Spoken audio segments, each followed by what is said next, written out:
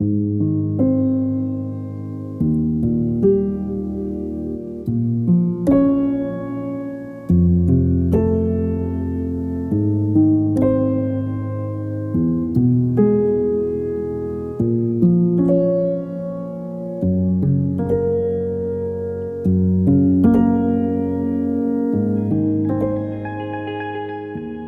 good morning. Very nice to be here with you.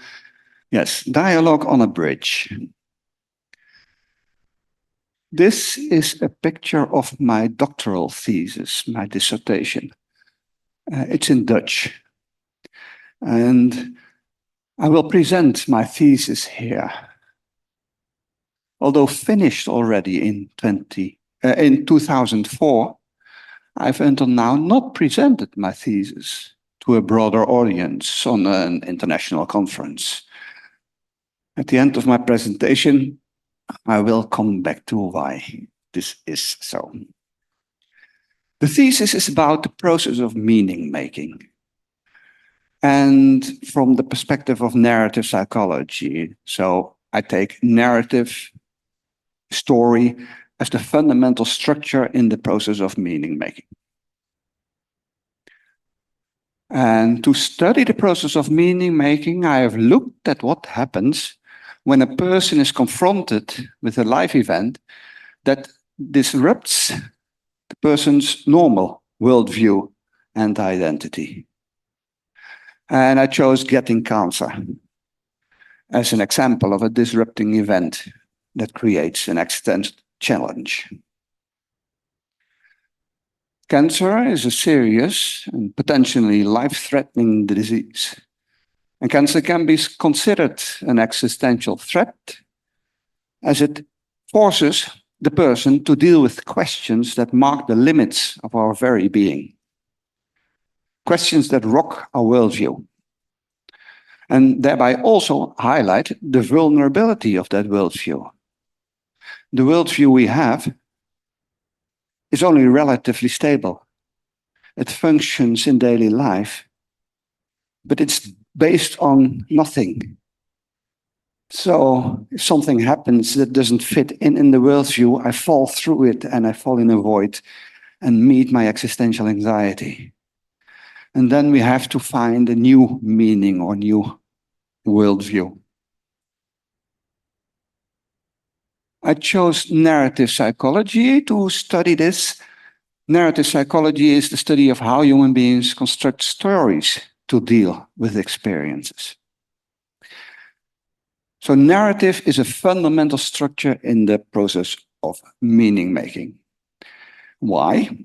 Well, narratives are stories of the way to are the way to articulate life experience in a meaningful way. Narratives make this articulation meaningful by organizing otherwise isolated events, peoples, or situations into a meaningful whole. Connecting these isolated events together by establishing temporal, spatial, causal, and intentional relations between them. And so we structure time. And today I'm here because yesterday that happened and I talked to that person over there in that cafe. And then we decided to meet here. And because we were going to talk about our next project. So that's a small story with intention, causal things, why I'm here, what I'm going to do here, where we are, and in the time. And that makes sense. I have a definition of narrative. I suggest you forget it after you read it, but it's a nice one. It's from Prince. Narrative is the recounting, product and process, object and act, structure and structuration of one or more real or fictitious events communicated by one, two, or several more or less overt narrators to one, two, or several more or less overt narratives. There are three things important in this definition. Narratives, let me see. Yeah. Narrative depicts one or more events. What is an event? An event is a change in a situation. So narrative is a representation of one or more changes in a situation. Even the smallest sentence that describes a change in a situation is a narrative in this definition. The king died is a narrative because something happened. And before the king was alive, then he died, now he's no longer alive. A very short narrative. If I say water consists of hydrogen and oxygen, that's not a narrative. Nothing happens there. It may be more interesting than other sentences, but it's not a narrative in this definition. The other important thing is that it is both structure and structuration. It's a product and a process. Narrative is always embedded in a context-bound communicative exchange in which a teller tells a story to a listener. So it's something that is exchanged, something that happens.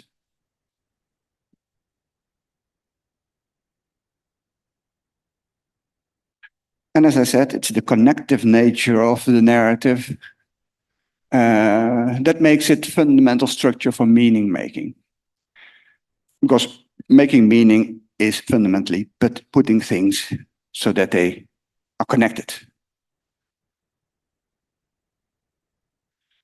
Kenneth Gergen said, to understand an action is indeed to place it in a context of preceding and subsequent events.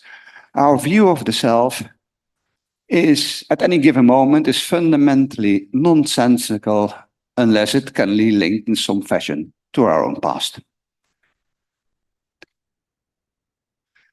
And this then I try to apply to illness, cancer and other illnesses. So I got into the phenomenology of illness.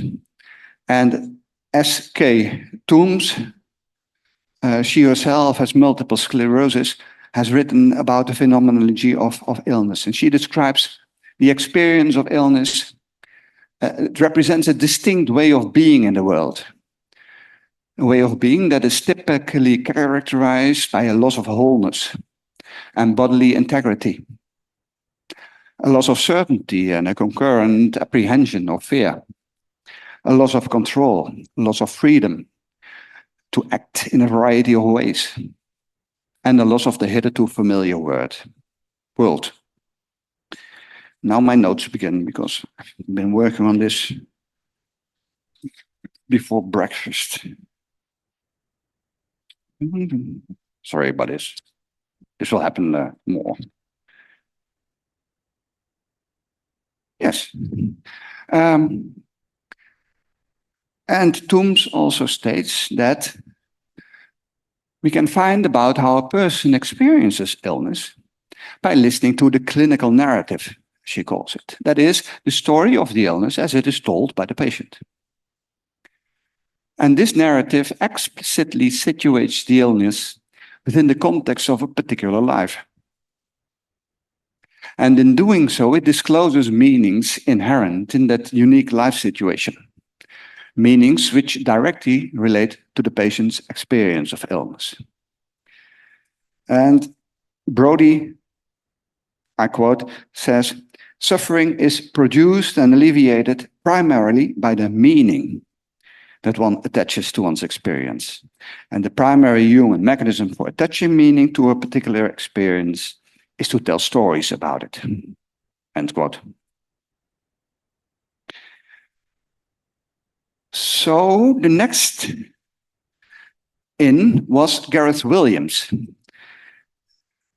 because he described a process that's called narrative reconstruction.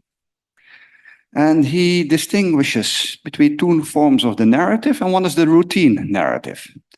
And that's a continuous process by which everyday experiences are placed within a narrative order and structure. That's that worldview we have every day. Everything fits in because all is connected. And that guides us through our lives, through our daily routines.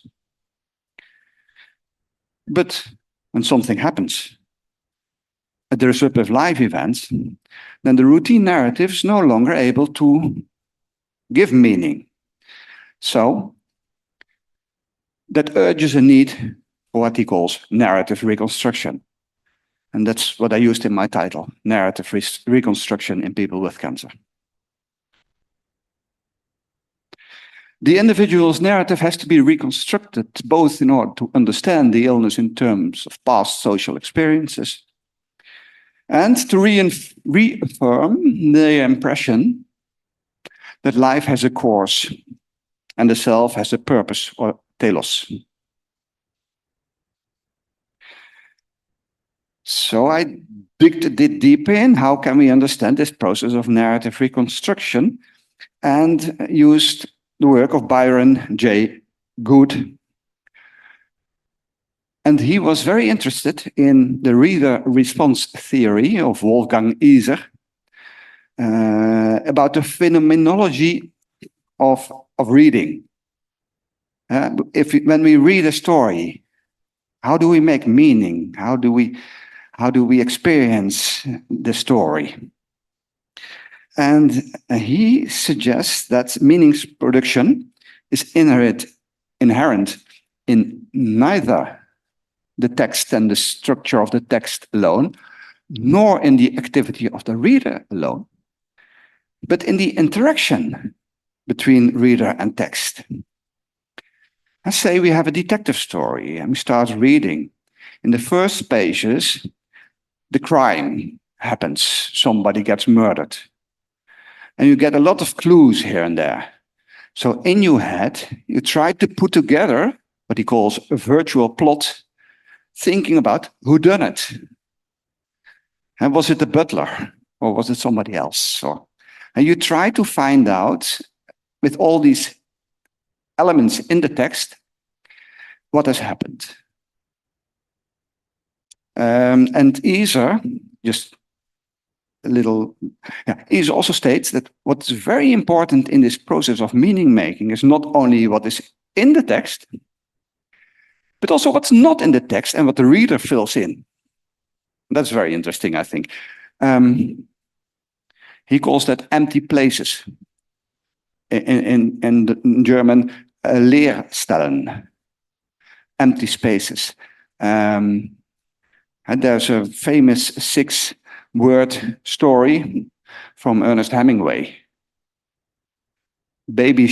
For sale. Baby shoes. Never worn. And that can evoke, when you read it, a tragedy of maybe a widower have lost both wife and baby in childbirth.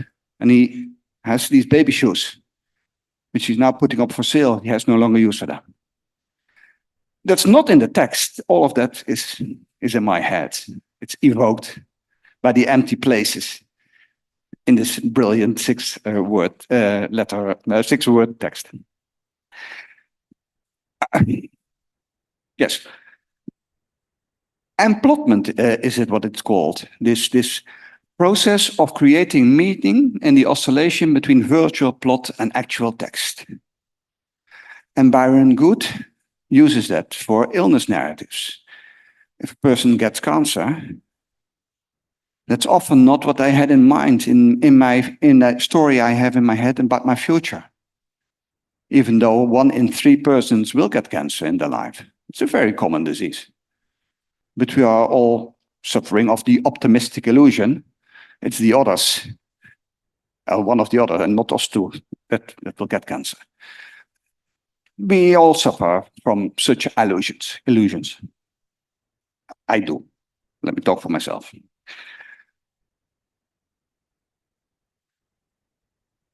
So when something happens that was not in my virtual plots, in my life story about the future, and something happens in my life, in my actual text, that doesn't fit in, I have to readjust this virtual plot. What now?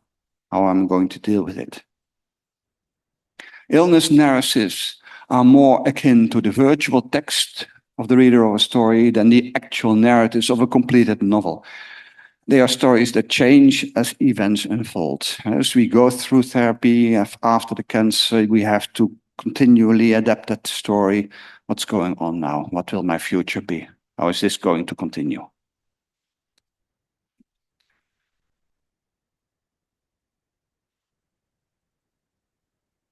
From this, we go to the next point, and that has to do with that the worldview is also very important in supporting our sense of identity. So, illness or other threatening life events disrupt also our sense of self and identity. So, the subject has to reconstruct its understanding of oneself.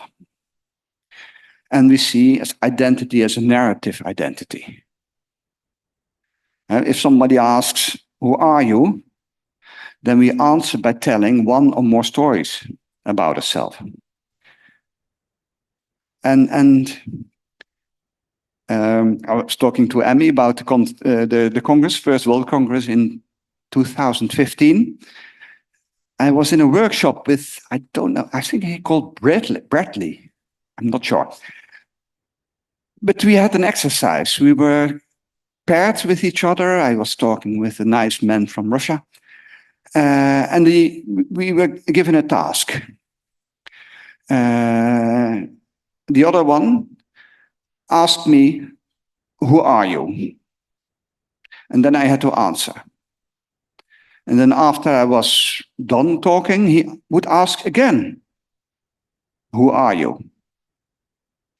And I would say some more. And then, when I was again silent, he asked again, "Who are you?" And again, I told something about myself. And reflecting upon this, I found out that although everything I said to him was true, when he asked, "Who are you?" I said my name, where I come from, how old I am, where I was working. All true. And when he again asked, "Who are you?" and I got a bit deeper and said, "Well, I'm married, I have 2 children, I come from the Netherlands, but I moved to Norway." All true. But it's not who I am. I felt that however much I would have told about myself, who am I? That's not really who I am. Who I am escapes the words to put on it. That's very interesting. I'll come back to that later. A very interesting exercise. But it's the only way we have to present ourselves is in presenting a story about ourselves, and hopefully a true story.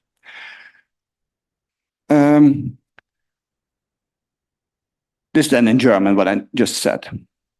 But stories do not only have a function to present our identity, they have also the function to produce that identity. Self-narration is fundamental to the emergence of the reality of the subject. Persons only know themselves after the act of expression. It's in the telling of the story that meaning is created and discovered by or revealed to the subject. And it is very close to what Eric Craig was talking about yesterday. It's in the meeting that we constitute worlds. It's not there before we join and share these stories. It's in the communicative exchange that it happens.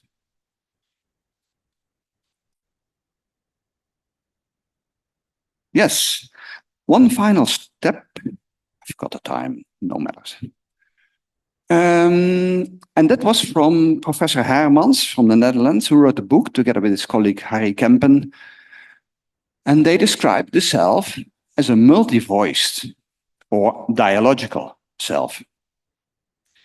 If you want to know more about the theory, you can look up dialogical self theory in Wikipedia and start reading more and more about it. But they built further on William James, who in the Principles of Psychology, talking about the self, distinguished between the I and the me. The I as knower, and the me, the self as known. And in narrative terms, we can say the I constructs the story with the me as the protagonist, the main figure. And such a narrative construction is possible because the self, as an author, can imagine the future and reconstruct the past and describe himself or herself as an actor. And we have stories about who we are. But Hermans and Kempen extend the idea of the narrative self by introducing the idea of polyphony or multi-voicedness. They had that from Mikhail Bakhtin, a Russian literature scientist who analyzed the works of Dostoevsky and found out that there's not one all-knowing author in the books of Dostoevsky, but there seems to be several narrators at play in these novels.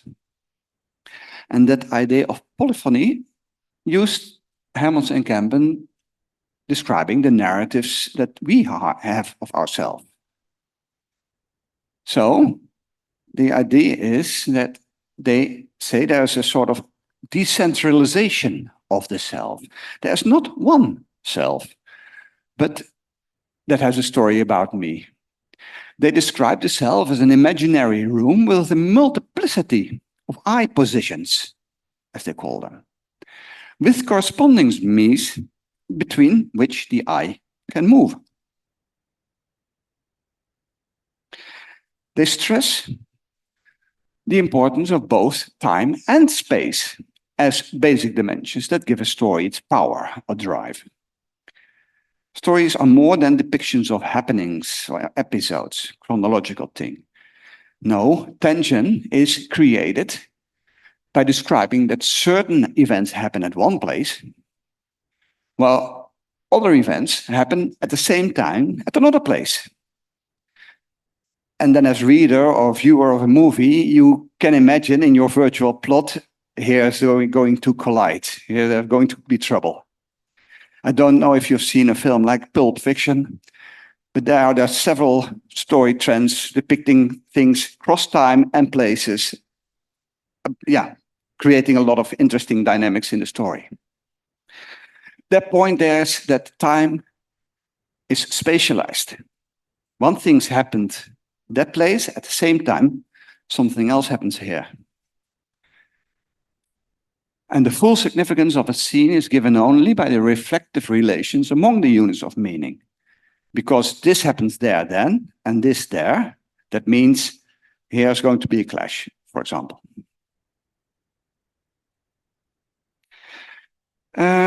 Yes, Hermans and Kempen argue that the narrative self is not only characterized by a sense of continuity and temporal cohesion, but also by discontinuity, separateness, fragmentation. The self-narrative is a fragmented narrative.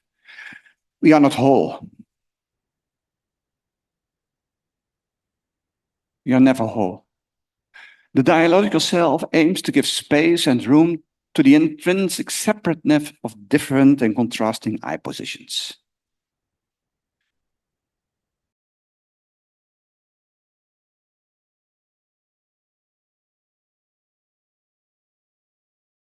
Narrative is only given by the reflective relations and dialogues between the unit of meanings and the different stories from different I positions about me.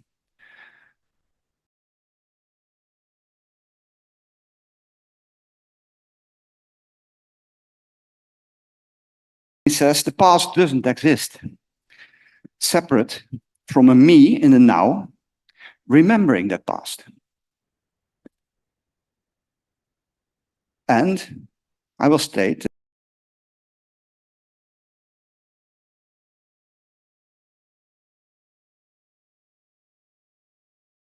position, a different past turns up when I look back at my life, then if I'm in another I position.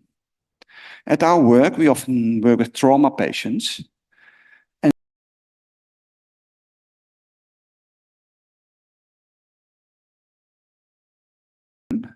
they look only back at all the bad things and the injustice that happened to them. If they come a bit more out of the position I as a survivor, then other things appear.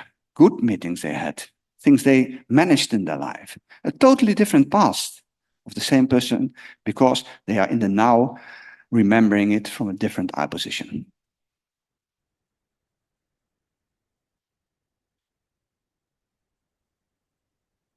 How's the time? Oh, I have still time. And then she puts up 5 minutes. Okay, yeah. Well, we hop over this one. With this theoretical background, I then tried to study this process of meaning making. And then I thought, well, probably recently diagnosed cancer patients have their routine narrative disrupted. And if I then would talk with them and give them the opportunity to put words to their experience, that would be enable them to reconstruct and to find out how it is to have cancer in that meeting we have. Because then and there, they have the opportunity to put their experiences to words. So I used a method that's called the narrative interview. That's a way of talking with people that supports the self-structuring capacity of the recounting of events that the person is doing. So you just let them talk.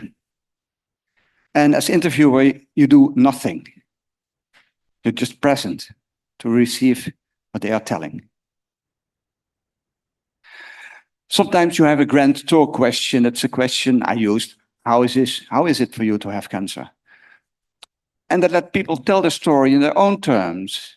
And you move the talk further without over-specifying the substantive perspective of this talk. And I also did the interviews at home at people. So I visit them.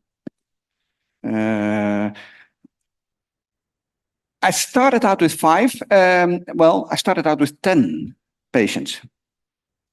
And the point was to have the first interview within 3 months after receiving the diagnosis, thinking that then the routine narrative was disrupted, and the second interview a year after the first.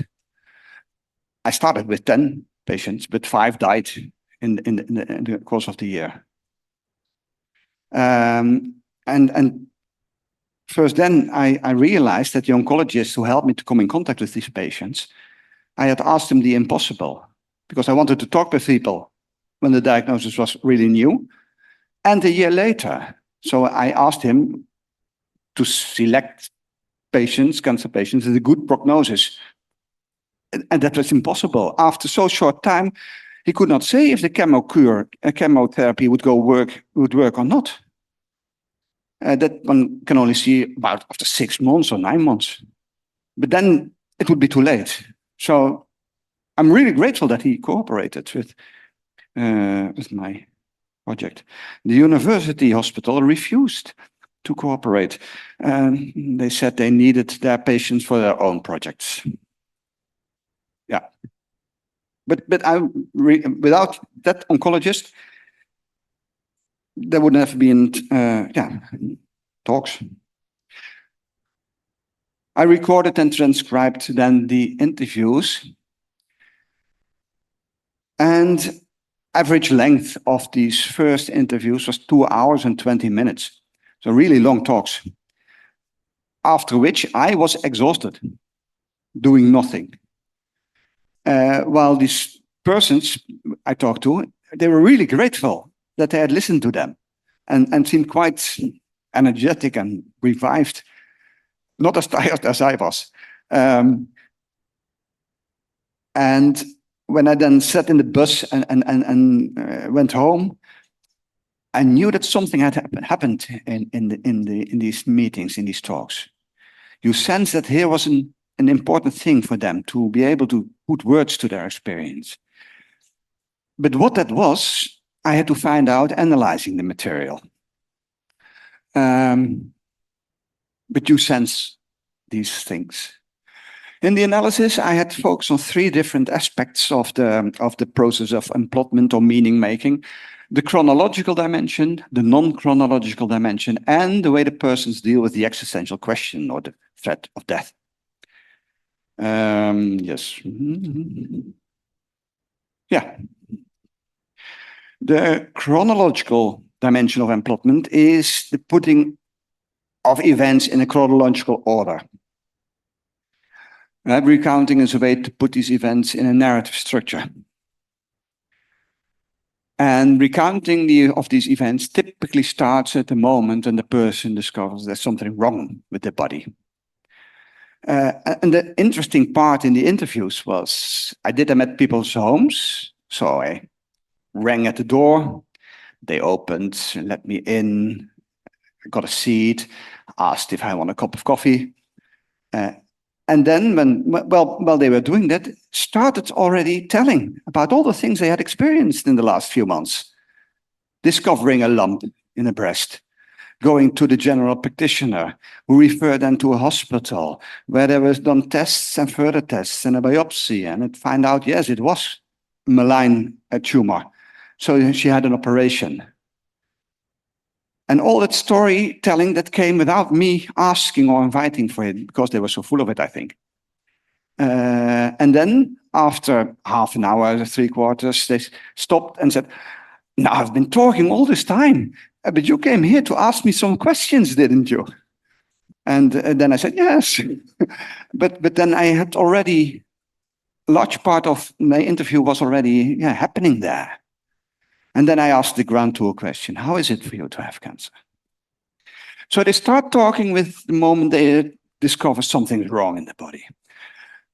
And then they do this in a rather simple way, a chronicle.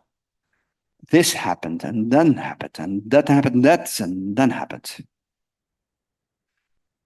And this helps them to put all these reasons and overwhelming experience in an order.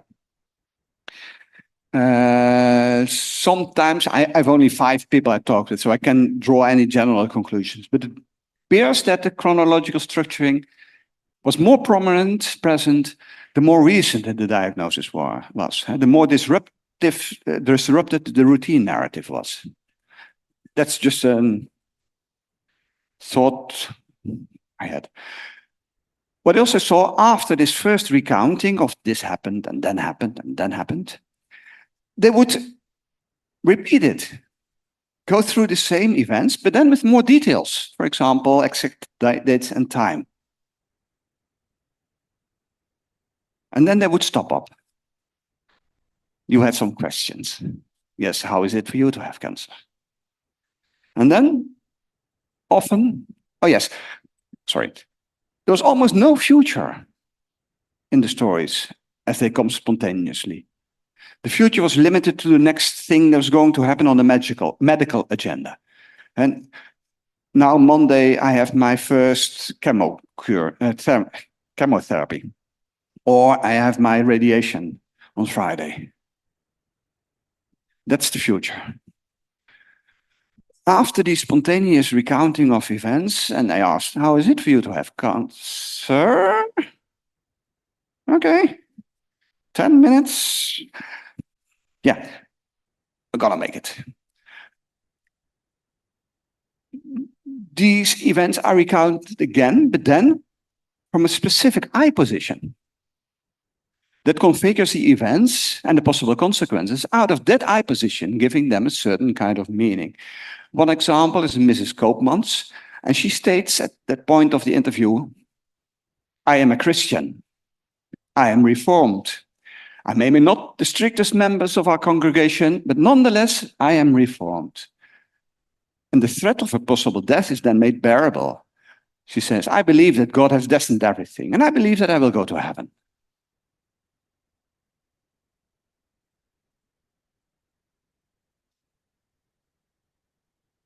Later in the interview, Mrs. Koopmans switches to another eye position, which makes her death bearable.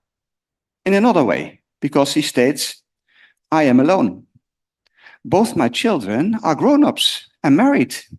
They're starting their own families. For me, it's not so difficult to die because I have no longer somebody who is dependent on me. So from that I position, I am alone, also her death was made bearable, but in another way than her transcendent way of dealing with death anxiety. So the point is that after the chronological accounts, the events are recounted again, but then from a specific I position that configures the events, giving them a certain, oh yeah, we had that one. So event and threats are configured in a way that exceeds a mere temporal ordering because they are recounted from different I positions. And that allows that allows different ways to give meaning and orientation to the existential question. Sometimes these I positions were explicitly named in the interviews. I am alone. My death is not a catastrophe. I will leave no one behind who is dependent on me. I am a loner, another woman said. I'm not very attached to this life, as one might be if one has children. And one said, I'm a believer. I believe death is not the end. Sometimes these I positions are more implicit in the text. Mrs. Bloombergen, the one who said, I'm a believer, said, from that position, I'm a believer, I know death is not the end, and I will continue to exist in another form. Therefore, my death is not a catastrophe.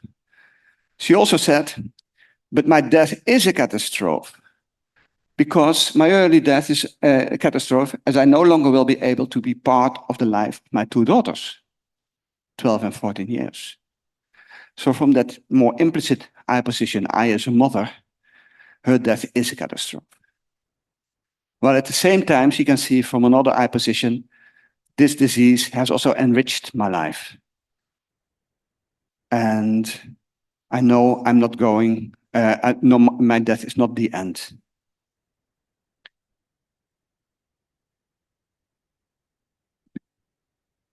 The thesis supervisor was Meerten Terborg, and he had a model, how do we as humans deal with the existential threat, with the existential question? For example, the confrontation of one's death. And he said, well, in our worldview, we have things that give us existential security. And there are fundamentally two ways of dealing with that existential, to create existential security. And one is to give death a meaning that transcends human finitude. For example, I will go to heaven, or death is not the end. And you can also give life meaning in a way that holds our possible imminent death out of sight, behind the horizon.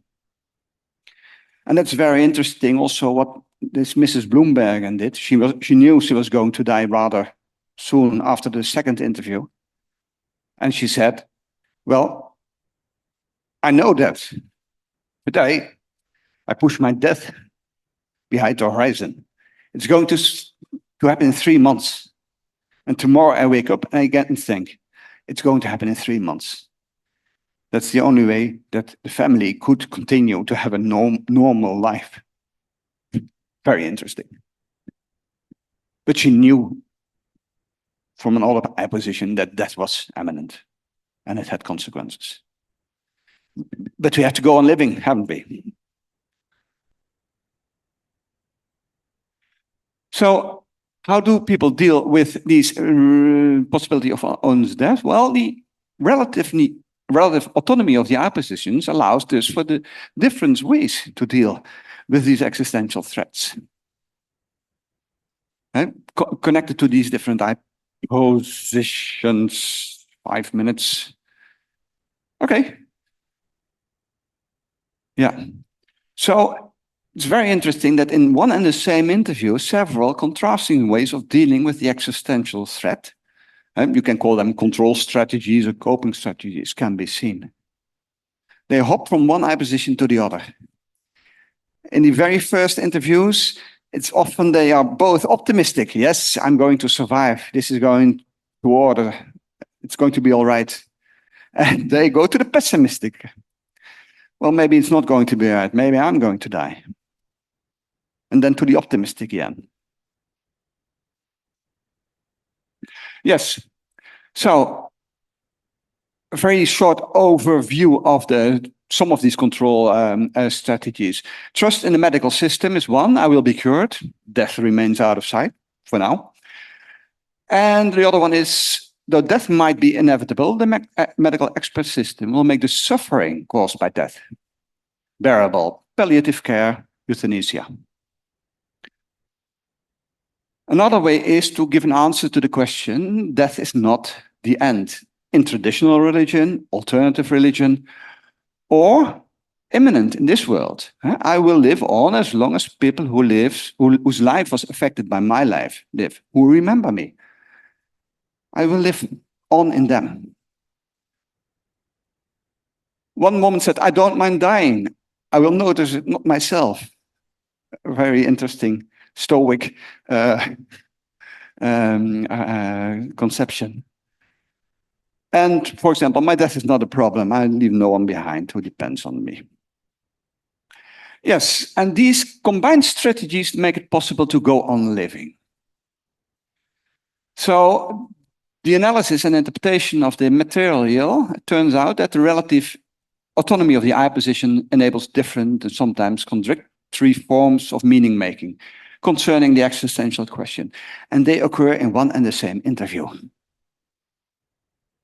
So orientation towards the existential question is not based on one single survival strategy, but on several, connecting to different I positions. This is what I said before. This is what I said before. So I go to the conclusion. Yes? Have I 2 minutes? 3? Oh, great. Why haven't I presented this thesis before? Well, it has to do with my inner organization of I positions. There is an I position which can see the merits of this project, but there's always been, and there's still an I position that says to me, that's more critical. It's reminded me that the thesis could be so much better if I'd worked harder, if I'd done more, if I read more, if I'd been more clever, and so on. And that has stopped me presenting it. And yeah, well, more about that later. Yeah. Conclusion. Dialogue is a bridge. This is a very special way of collecting data. And it requires that we meet the world in a specific way, not in a distant, neutral, or indifferent way, but as engaged, open, as a being available for that what wants to appear and to be seen. And what then appears is the other, as Emmanuel Levinas would say. And especially the parts from the other that are fundamentally different, separate, and essentially unknowable to me. I cannot imagine how it is to have cancer. But I can open up a room where we can talk about it. If I open that room. And that's where we have our choice, as Eric Craig said in his talk yesterday. How do we meet the world? Or how do, in this concrete case, how do I meet my interviewee? And then I have to be all patience, and then I have to be open for whatever comes.